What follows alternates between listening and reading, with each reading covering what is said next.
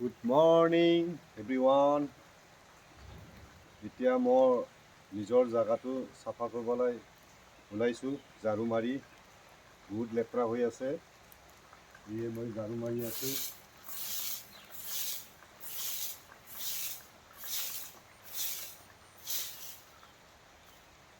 গছৰ পাত পৰি বহুত লেতেৰা হৈ আছে জাগাবিলাক।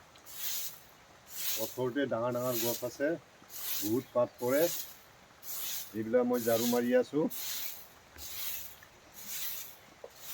জাগাটো চাফা থাকিলে দেখিও ভাল লাগে আৰু মনটোও ভাল লাগে।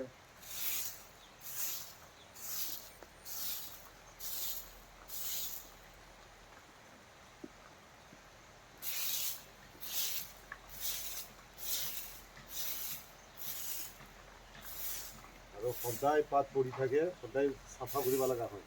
পাতবিলাক বহুত পাত পৰে গছত।